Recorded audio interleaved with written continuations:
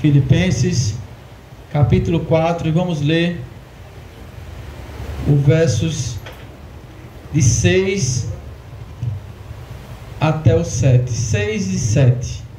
Por nada estejais inquietos. Antes, as vossas petições sejam em tudo conhecidas diante de Deus, pela oração e súplicas com ações de graças. E a paz de Deus, que excede todo o entendimento, guardará os vossos corações e os vossos sentimentos em Cristo. Amém? Você pode dar glória a Deus aí? Você pode dizer aleluia? Glória a Deus. Vamos lá. Vou esquecer o som, viu, irmão? Vou tentar esquecer que o som está ruim. Gente, esse texto aqui, quando nós olhamos para Filipenses 4, versos 6 e 7, todo mundo sabe quem escreveu. Foi o apóstolo Paulo. E o apóstolo Paulo estava preso em Roma. Preso por pregar o evangelho. Estava preso em Roma. E ele escreve essa carta aos Filipenses, cujo tema dessa carta é alegria. Imagine, Paulo está preso em Roma, e dentre tantos assuntos que ele tem para falar, ele decide falar sobre alegria. A palavra-chave na carta de Filipenses é alegria.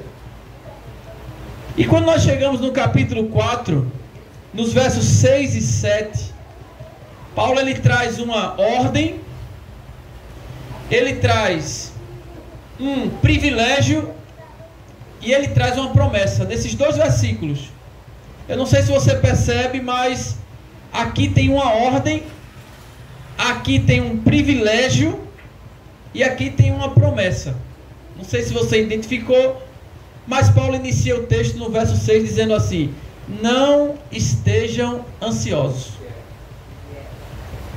Algumas Bíblias vai dizer inquietos. O que é ansiedade? Ansiedade é preocupação com o futuro. Há quem diga que estresse é preocupação com o presente, depressão é preocupação com o passado, e ansiedade é preocupação com coisas do futuro. Vamos dar um exemplo prático aqui para todo mundo entender. Você está com a dívida para pagar agora, dia 20. Hoje é que data? Hoje é que data? Isso. Mas você começa a se preocupar no dia 15 com a dívida que você vai pagar só dia 20. Mas qual é o nosso medo? Não ter dinheiro para pagar. Meu Deus, como é que eu vou pagar isso? Mas o que é que a gente faz? A gente já começa a ficar preocupado hoje. Então o que é que acontece? Dia 15 eu me preocupo, dia 16 eu me preocupo, dia 17 eu me preocupo, isso eu estou perdendo noite de sono, isso eu não estou conseguindo dormir, eu estou de mau humor, eu estou reclamando de Deus e o mundo, eu estou brigando com os filhos, eu estou brigando com o marido, porque eu estou com medo de um medo futuro. Porém, quando chega dia 20, Deus abençoa você arruma o dinheiro e pagou. Aí o que é que aconteceu do dia 15 ao dia 20? Você perdeu 5 dias da sua vida. Verdade. Sim ou não? Sim. Se preocupou desde o dia 15, aperreado, brigando com a esposa, chegando de mau humor, tratando mal os filhos, com mau humor no ambiente de trabalho. Chegou no dia 20 e você conseguiu pagar. O que é que aconteceu? Você perdeu 5 dias da sua vida. Então olha para teu irmão que está do lado e diz assim: tira a ansiedade hoje do seu coração, porque você não sabe se o medo que você está do futuro vai acontecer ou não. O que é que Jesus disse? Deixe a cada dia o seu mal. Para que ficar pensando no dia de amanhã? Ah, meu Deus, eu estou solteiro. Ah, vou falar para André agora. Vou falar para André: eu estou solteiro, Jesus. Já estou com 20. Quantos anos, André? 22 anos, Jesus. Já estou ficando preocupado. Aí chega lá, acaba o culto, vai num congresso de jovem, conhece a moça, namora, noiva, casa. Não adiantou nada ficar deprimido, dizendo que ninguém gosta de mim, ninguém me ama, ninguém quer saber de mim. Não adianta. Gente, ansiedade só vai levar eu e você a tirar a paz do presente. Não vai ajudar nada em relação ao futuro. Ansiedade não ajuda eu e você a nada em relação ao futuro. Só faz tirar a força do presente. Então Paulo está trazendo uma ordem aqui dizendo assim: não estejam ansiosos. Não estejam ansiosos. O que é que 1 Pedro 5,7 diz assim? Não estejais ansiosos por coisa alguma, porque Deus tem cuidado de vós, lançando sobre Ele toda a vossa ansiedade, porque Ele tem cuidado de nós. Agora, qual é o nosso problema? Quem é que quer lançar a ansiedade diante de Deus? A gente vai na primeira esquina que encontra e começa a desabafar aí, com pessoas que não tem nem conselho nem para a vida delas, quanto mais para a sua. É assim ou não é? Você chega no primeiro que encontra na rua, começa a descarregar: minha esposa não presta, meu marido não presta, meu filho está tudo endemoniado, o chefe do trabalho não presta, a empresa não presta, o Brasil não presta, o presidente não presta. Isso é verdade, mas o presidente não presta. Mas começa a descarregar. Descarrega com pessoas que não tem nem direção para a vida dela. Você acha que vai ter para a sua? Aí o que é que 1 Pedro 5,7 diz? Diz assim, ó: lançando sobre ele. Ele quem? Ele quem? Deus. Lançando sobre ele toda a vossa ansiedade. Por quê? Porque ele tem cuidado de nós. Meu irmão, por maior dificuldade que a gente passa, todo dia você come.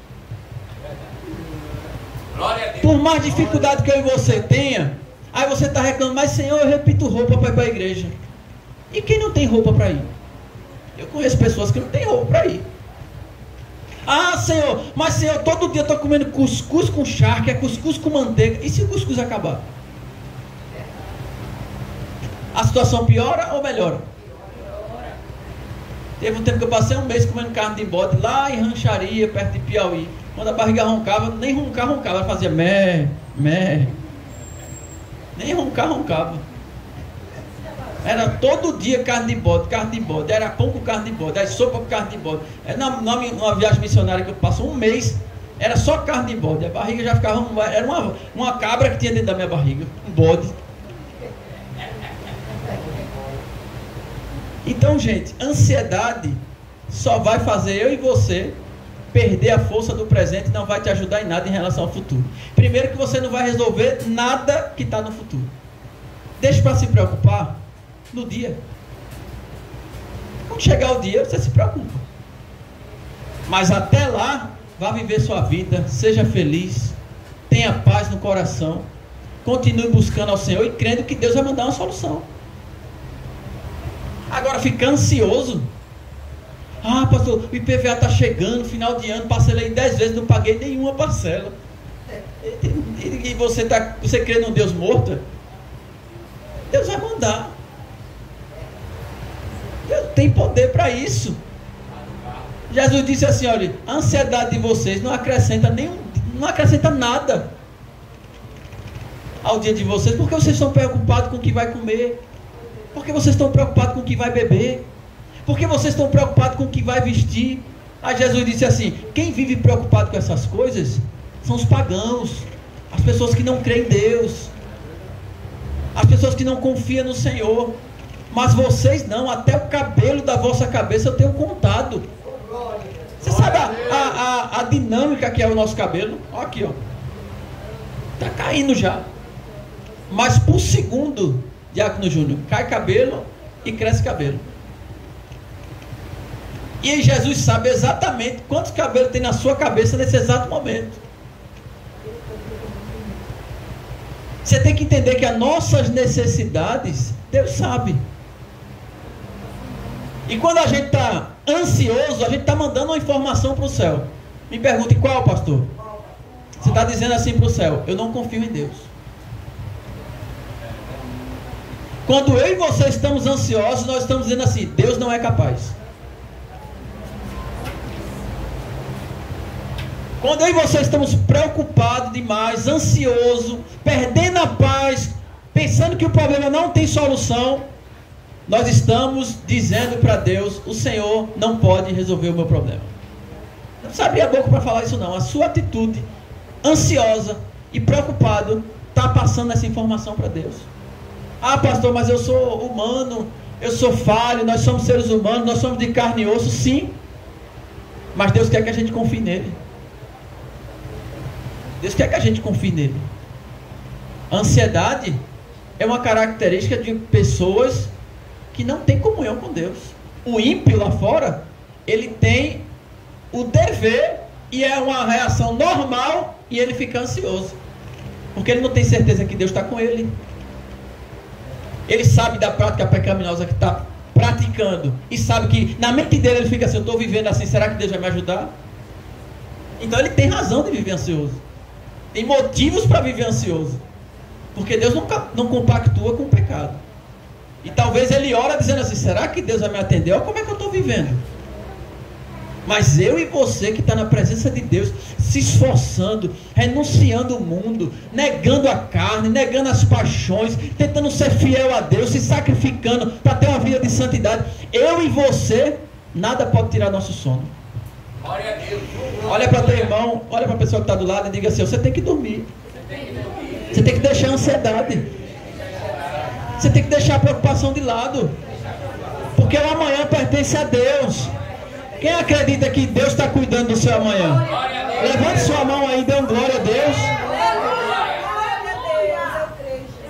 Nós não podemos viver ansiosos. Isso aí é falta de fé. Quem vive ansioso não está crendo em Deus. E me diga uma coisa: tem problema que Deus não pode resolver? Aí a tempestade se levanta, Jesus está onde? Na popa do barco, fazendo o quê?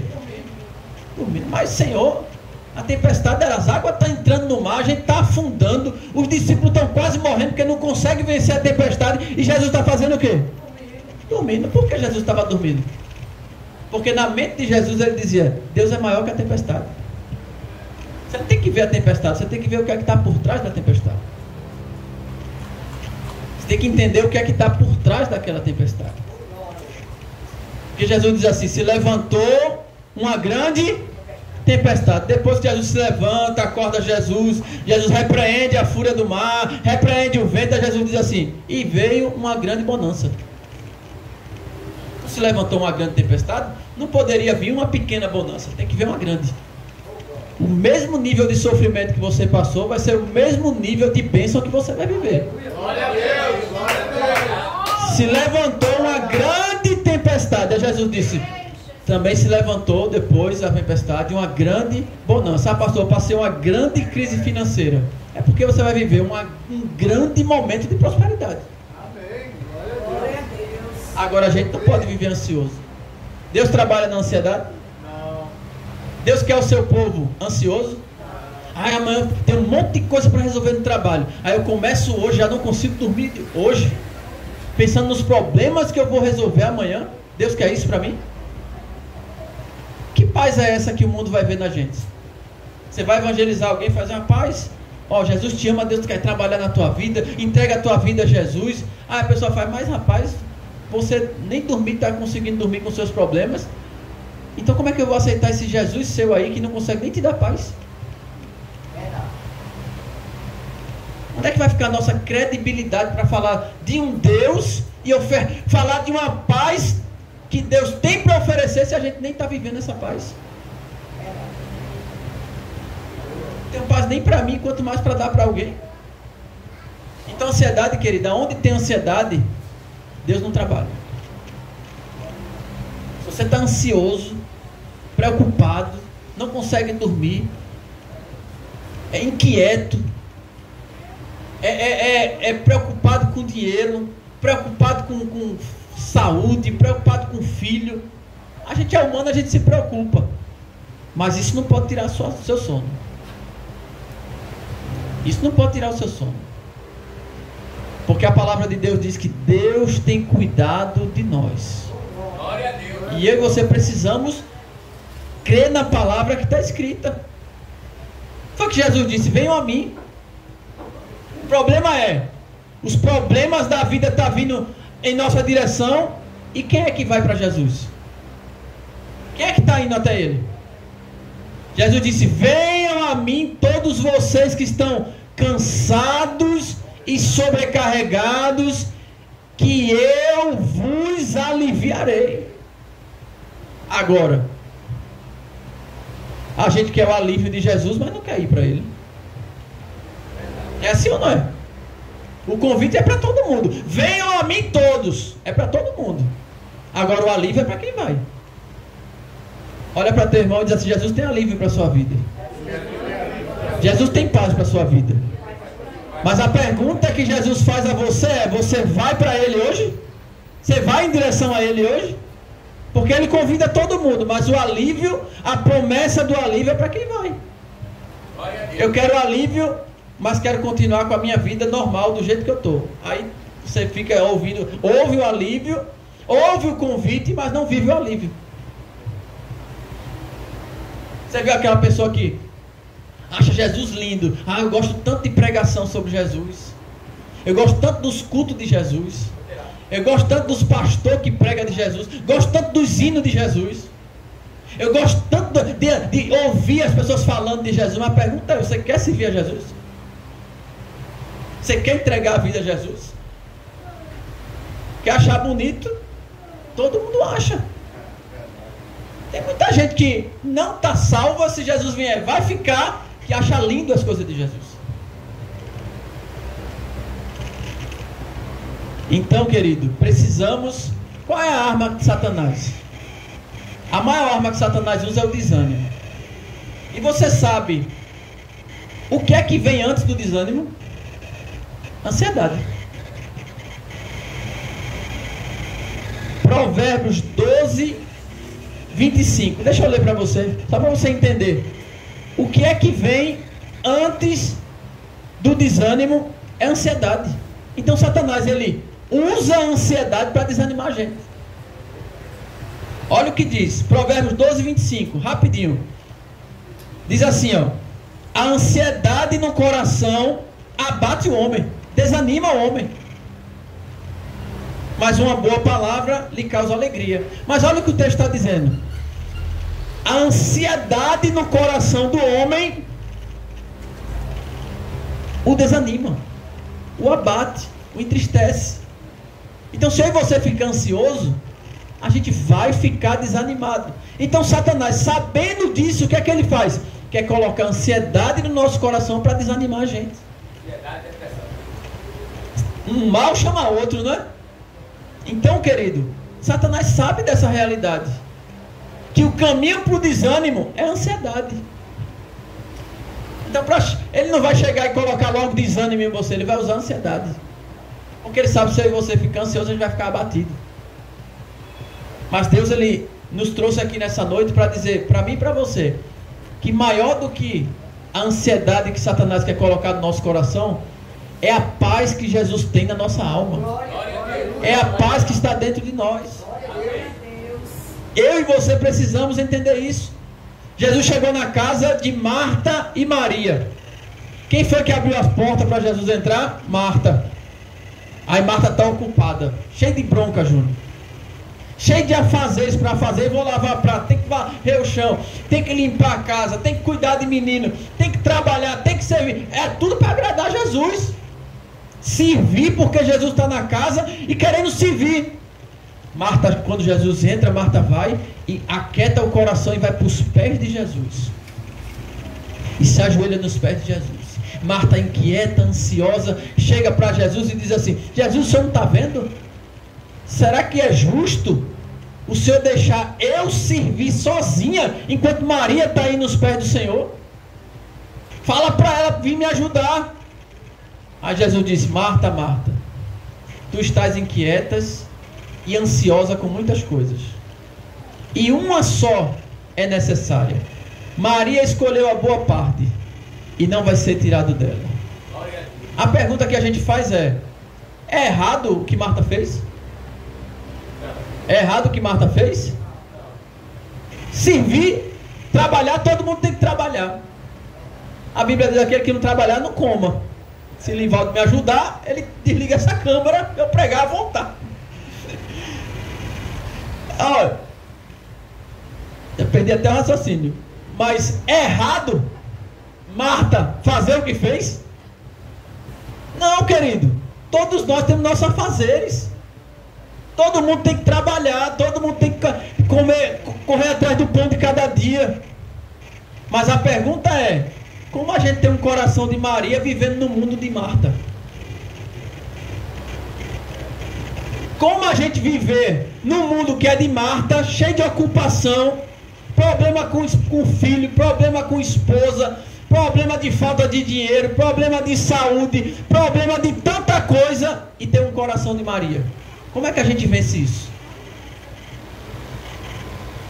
O nosso desafio é esse. É a gente viver no mundo de Marta, que a gente sabe que demanda pra gente, é necessário ter as mãos de Marta. Porque senão a barriga não aguenta. Tem que trabalhar para comer, tem que trabalhar para sustentar. Que a Bíblia diz: as mãos preguiçosas empobrecerá.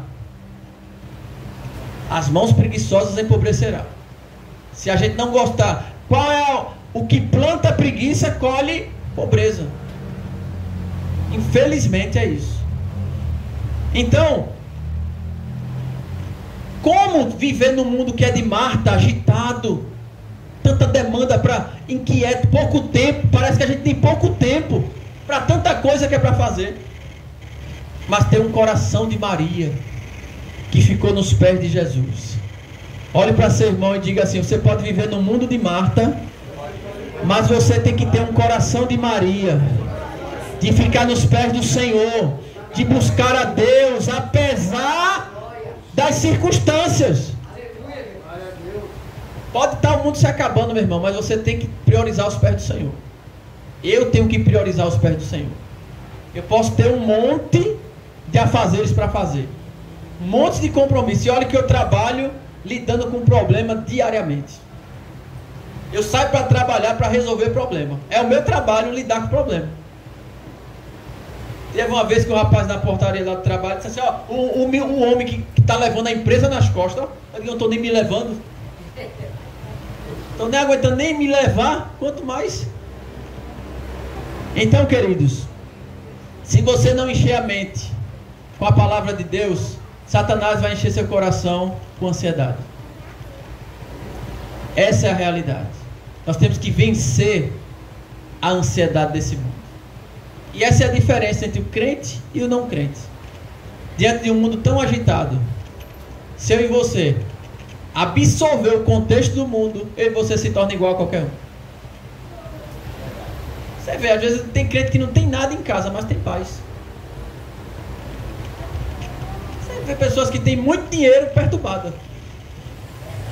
Você é pessoa simples, que não tem nada e com a paz no coração. Por quê? Porque o dinheiro você pode comprar a melhor cama possível, mas uma noite boa, uma boa noite de sono, só quem pode dar é Jesus. Você pode com dinheiro comer a melhor comida que existe, no melhor restaurante que existe, mas só Jesus que pode satisfazer o nosso coração. É assim ou não é, Diácono Júnior? Então, se você não encher a mente com a palavra de Deus, o inimigo vai encher o nosso coração de medo, de ansiedade, de perturbação.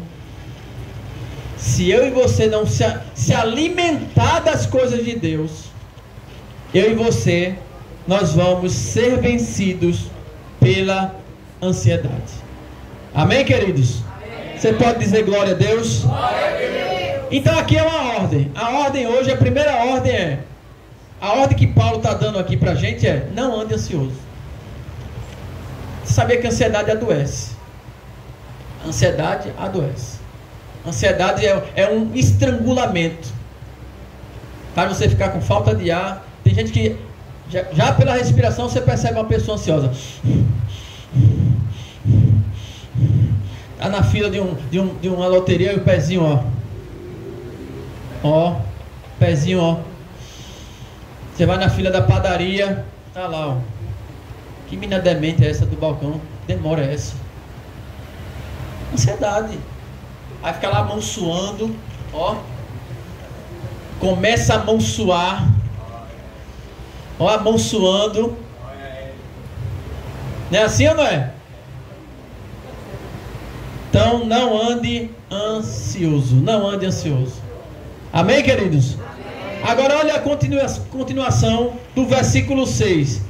Paulo diz assim: Não andeis ansiosos por coisa nenhuma. Aí ele fala assim: antes as vossas, vamos ver aqui, antes as vossas petições sejam em tudo conhecidas diante de Deus pela oração e pela súplica. Aqui tem um privilégio. Primeiro uma ordem, depois um privilégio. Como assim, pastor, um privilégio? Você contar para Deus o seu problema.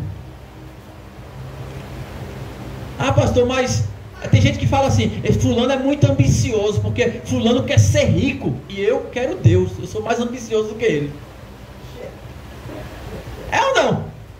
Fulano quer ter muito dinheiro, eu sou mais ambicioso que ele, porque ele quer ter dinheiro, eu quero ter Deus. Não é?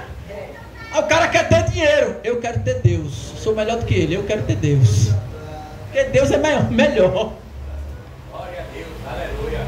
Você está entendendo como é? O privilégio de você abrir seu coração e contar para Deus. Tem muita gente perturbada nessa vida. E tem muita gente que não sabe, Diácono Júnior, que às vezes a maior terapia que a gente precisa é falar com Deus. Você chega na mesa, no consultório, para conversar com o psicólogo. O que é que o psicólogo faz? Ele diz: conta aí seu problema. Aí você começa: perelei, meu marido não presta, meu filho está endemoniado, o chefe está me perseguindo, os vizinhos estão tudo botando som alto, não estou conseguindo dormir, estou já matando um. Aí começa a falar. Bota o carro na porta da minha garagem, eu fico sem poder sair com o carro, não respeita, a gente pede. Aí sai falando tudo. Quando o psicólogo não dá um pio. Aí você fala. Acaba a consulta, você está mais leve. Por quê? Porque você tirou tudo de dentro para fora. Você soltou tudo. Descarregou. Aí quando você sai da consulta, faz: que psicólogo maravilhoso. Amei a consulta. Ainda bota lá no carro: eu amo meu psicólogo. Bota um adesivo lá: eu amo meu psicólogo. Mas o que foi que o psicólogo fez? Ele só foi um bom ouvinte. A gente apenas tirou de dentro para fora. Isso é terapêutico. Aí às vezes você tá ansioso, aí vai murmurar. Aí você começa a comparar: não, porque o marido de fulano trata melhor a esposa dele do que meu marido me trata. Aí começa a comparar. Quando você começa a comparar, começa a vir inveja. Quando começa a vir inveja, você começa a virar uma pessoa azeda. Parece que está com um limão azedo na boca. Por quê? Porque o coração está cheio de inveja. Porque você está olhando a casa do vizinho, aí depois olha a sua. Você está olhando a roupa do vizinho, depois você olha a sua. Você está olhando o salário do seu amigo, depois você está olhando o seu. Você está começando a comparar e o coração começa a encher de coisas negativas. Então, e a gente, ao invés de passar tudo para Deus, conversar com Deus, abrir o coração com Deus. Olha que coisa maravilhosa você abrir o coração e contar o seu problema para Deus. Mas pastor, Deus não já sabe? Sabe. E esse é um grande problema no meio evangélico. Muita gente sabe que Deus já sabe e nem ora. Esse é o problema. Pessoas que usam a Bíblia e dizem assim: não, pastor, está escrito. Está escrito o quê?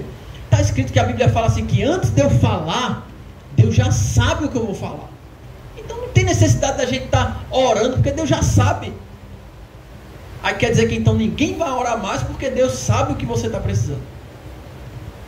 Então por que Deus deseja que a gente ore?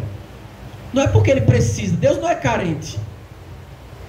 Deus ele não tem complexo de inferioridade. Deus não é feito de você ficar postando no Facebook lá: em depressão, pontinho, rostinho com a lágrima. Mendigando dó dos outros. Deus não tem carência, irmão. Quando Deus pede para a gente orar, não é porque Ele está carente de pessoas para dar atenção a Ele. É porque Ele está oferecendo para a gente um privilégio. Ele está oferecendo para mim e para você o privilégio de estar na presença dEle. E não é porque Ele precisa de mim e de você. Porque olha só, isso é um jargão evangélico, todo mundo fala.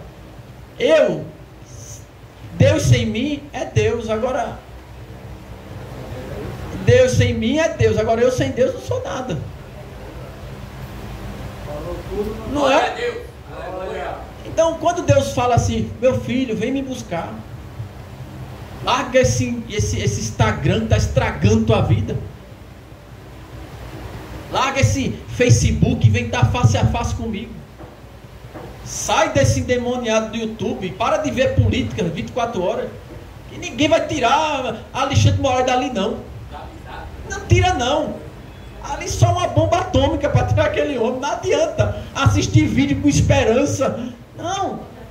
Aí 24 horas. E Deus diz assim, vem me buscar. Gasta um tempo comigo.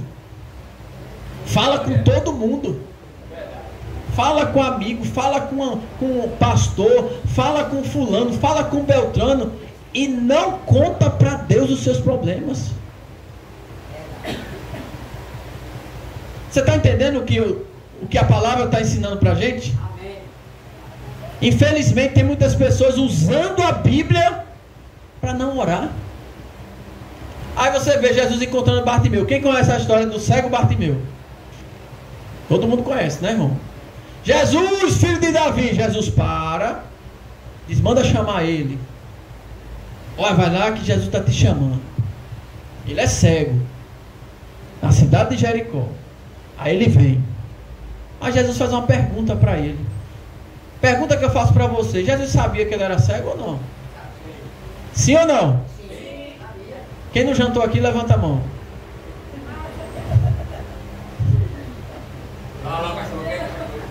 Todo mundo jantou? Quem jantou, levanta a mão. Olha aí, ó. O negócio tá forte, né? Cuscuz com bife do olhão. Eita. Aquele pãozinho com queijo. Cachorro quente. Uma coquinha gelada. Eita. Assim você tá me chamando para ir para lá quando acabar aqui. Aí Jesus manda chamar o cego. Ela vem o cego Bartimeu. Aí Jesus faz uma pergunta para ele. Diz, o que é que você quer que eu faça a você? Mas que pergunta besta, né, irmão? Que lógica tem Jesus, que é Deus, que sabe todo o problema do homem? O homem é cego, veio sem ver nada. E Jesus pergunta, o que é que você quer que eu faça? Aí a pergunta que vem na nossa mente, refletindo sobre o texto, é: por que Jesus teria perguntado a Bartimeu se ele queria ver, se Jesus sabia que ele era cego? Qual a intenção de Cristo em perguntar a um cego se ele quer ver? Sabe por quê, querido? Jesus não prova a gente, sim ou não? Sim. Jesus sabe o que a gente precisa, mas ele quer ouvir da gente, sim ou não? Sim. Só fala assim: Senhor, me dá um carro. Você quer um carro? Aí Jesus fala assim: mas você tem habilitação? Ah, não tem não, mas por que você está pedindo um carro? Peça habilitação para depois pedir o carro, porque Deus não quer que você ande sem habilitação no carro. Questão de prioridade. Tem muita gente, Diácono Júnior, pedindo o que não precisa, mas precisa daquilo que não pede. O que é que você quer? Deixa eu ver se ele vai dizer que quer ver, ou se ele vai pedir uma muleta para andar, ou se ele vai pedir para encontrar algum familiar. Deixa eu ver qual é a prioridade dele. Deixa eu ver se ele vai pedir corretamente. Porque a Bíblia fala que a gente não tem sabedoria na hora de pedir. E tem coisas que a gente pede que não é para a glória de Deus. Tem coisas que a gente pede que é para a nossa vaidade. Tem coisas que a gente pede que é para provar para alguém e para competir com alguém. Né? Ah, porque na casa de fulano agora a televisão é de 60. O Senhor vai me dar condições de comprar uma televisão de 70 polegadas. Não, fulano agora trocou de carro. Tem que trocar o meu. Tem gente que diz assim: ah, quando é que tu vai ter terceiro filho? Eu digo, até pode ter certeza que não vai ser quando você for ter o terceiro. Não vai ser quando você tiver o terceiro. Tem coisas que a gente pede que não glorifica a Deus. Você lembra de Paulo? Quem lembra que Paulo tinha um espinho na carne? A Bíblia diz que Paulo diz assim: Senhor, eu tenho um espinho na carne. Ninguém sabe o que era o espinho na carne de Paulo. E ele diz assim que ora 3 vezes a Deus, pedindo para Deus tirar esse espinho. Ele diz que era um mensageiro de Satanás que batia na cara dele. Mas no sentido figurado, mas ninguém sabe o que era. Só sabe que era uma coisa que causava dor. É um espinho na minha carne. Orei 3 vezes ao Senhor para Deus tirar esse espinho na minha carne, e Deus me respondeu: a minha graça te basta. Por que Deus não tirou o espinho na carne de Paulo? Porque tem gente pedindo para Deus tirar certas coisas da sua vida que Deus não vai tirar. Por quê, pastor? Porque se Deus tirar, a primeira coisa que você faz é ir para o mundo. Então tem gente, querido, que vai sofrer em certas áreas da sua vida até Jesus voltar. Porque se a pessoa sair, vamos dar um exemplo prático, dificuldade financeira. Tem gente que fica: Senhor, minha vida é sempre altos e baixos. Tem hora que eu estou bem, tem hora que eu estou lá embaixo, estou ganhando tanto, depois desço, depois perco o trabalho, depois volto para o trabalho, depois... Eu nunca consigo uma estabilidade. Ai, mas Senhor, eu quero uma estabilidade, eu quero estar bem para ajudar a família, tá, beleza. Mas tem gente que nunca consegue isso. E Deus às vezes nunca vai permitir a pessoa ter isso. Porque se Deus conceder aquilo, talvez a pessoa se esqueça de Deus. Então tem gente que às vezes vai ficar doente até a volta de Jesus. Porque Deus sabe que se ficar sarado e curado, vai esquecer dele. E é através daquela enfermidade que aquela pessoa se mantém na presença de Deus. Deus é um mistério, irmão. Deus tirou o espinho na carne de Paulo? Não. Deus só disse assim, ó: vou te dar a minha graça, e com a minha graça você vai ter força para viver com esse espinho. Ah, Senhor, eu quero ser rico. Deus conhece nosso coração, sim ou não? Conhece ou não?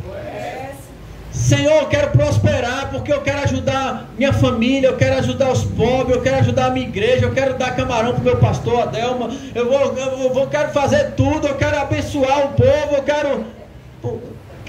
quero ser uma pessoa generosa, piedosa, eu vou ajudar todo mundo. Aí Deus está olhando lá do céu dizendo assim: se eu fizer isso que ela está pedindo, ela não faz nada do que está falando. Conhece a história da irmã que queria uma casa com piscina? Posso contar de novo? A irmã era a primeira a chegar na escola dominical. E era a última a sair. Mas ela tinha um sonho. Ela dizia assim: Senhor, me dá uma casa com piscina. Me dá uma casa com piscina. Aí Deus deu a casa com piscina. Do outro domingo da escola dominical, o pastor olha e faz: cadê a irmã? Mas cadê a irmã? Está onde? Estava onde a irmã? Tomando banho de piscina. Primeira coisa que a irmã fez: deixou de ir para a escola dominical para ficar tomando banho de piscina. Então, querido, bote na sua cabeça que Deus não vai nos dar tudo que a gente pede. Por quê, pastor? Porque Deus nos conhece. Deus sabe quem eu sou. Deus conhece as minhas vaidades e as minhas fraquezas. Deus sabe, irmão, em que área da minha vida e o que faz a minha carne tremer. Deus sabe. Então, querido, precisamos entender que tem muita coisa que não é prioridade que a gente está pedindo. Ah, Senhor, eu quero casar. Já tem emprego? Já tem casa? Você não precisa de casamento. Você precisa de uma casa, precisa de um emprego, precisa ter equilíbrio para não estar feito doido, tratando mal a esposa, nem o esposo. Você precisa ter sabedoria primeiro, para depois pensar em casamento. Equilíbrio. Porque casamento não é fácil, irmão. Sim ou não é fácil? Todo dia você ameaça com a mesma pessoa. E tem hora que você fala assim: mesmo, eu não queria que tu tá aqui não. Era para tu estar em outro canto. É assim ou não? Entendeu? Você amanhece e olha e fala: mas parece que é minha inimiga. Parece que eu passei a noite brigando. É assim ou não? Mas se você não tiver equilíbrio, você não suporta viver um casamento. Ah, pastor, eu quero casar, mas você já conseguiu se controlar quando vê uma pessoa do sexo oposto andando com pouco pano no corpo? Não pode ver uma pessoa com pouco pano no corpo do sexo oposto que olha. Então você não está preparado para casar. Não está preparado para casar. Aí você tem que fazer um tratamento, pedir a Deus força. Porque não pode ver um rabo de saia que olha. Aí, a gente, não, mas eu sou fiel à minha esposa, porque não tem oportunidade de fazer o que é errado. É assim ou não é? Tem gente que diz que é fiel, Júnior. Não é porque quer ser fiel. É porque a vida ainda não deu oportunidade para a pessoa errar. Porque na primeira vez que der a oportunidade, a pessoa erra. Então, questão de prioridade. Questão de prioridade. Hã? Não, fale não, meu irmão. Não fale não, que ó, cada festa que eu vou na casa da família da minha esposa, eu tenho que tolerar uns 15 dias os carros na porta da minha casa. Porque os cunhados dizem assim, ele foi lá comer um pedacinho de bolo, agora a gente pode botar o carro lá na porta da casa dele, uns 15 dias, 20 dias. Eu me perco com a boca. E tem isso, né, meu Marcos? Casa com a esposa, sei lá, todos os problemas. Minha sogra mesmo, você tem ideia, minha sogra agora está fazendo hemodiálise. Aí no começo da hemodiálise ela foi morar na minha casa, foi morar comigo. Aí você não sabe, irmão, o que é a sua sogra morar dentro da sua casa e a família toda agora. Eu cheguei, veja o que eu fiz. Eu cheguei numa sexta-feira. Sexta-feira é um dos dias mais cansativos que você chega, trabalhou a semana toda, está cansado. Tinha uns 30 meninos dentro de casa. Aí tinha os filhos, as esposas dos filhos e os filhos dos cunhados, né? Tudo lá. Cheguei em casa, Diácono Júnior, olhei aquela situação. Eu sou um caba calmo, gosto de calmaria. Se eu pudesse, eu morava no meio do mato, só escutando os passarinhos cantando. Aí, chega em casa na sexta-feira, aí veio aquela correria, aquela agitação, eu peguei, eu disse, respirei, aí tirei uma foto assim, ó. Tirei uma foto, irmão Marcos, e mandei pro pastor Jorge, eu disse, imagina isso na tua casa. Imagine isso. Eu disse, Jesus do céu. Mas tudo passa. Tudo passa, mas quer casar? Se prepare. Antes de você pedir casamento, veja se você tem equilíbrio emocional para lidar com as demandas de um casamento. E todo mundo treina para tudo, só não treina para casar. Treina para tudo. Mas para casar quer pegar o primeiro que pega, a primeira que conhece, quer casar. Não treina, não sabe que é difícil. Aí tudo é sexo, só é sexo, sexo. Sexo não sustenta casamento não, meu filho.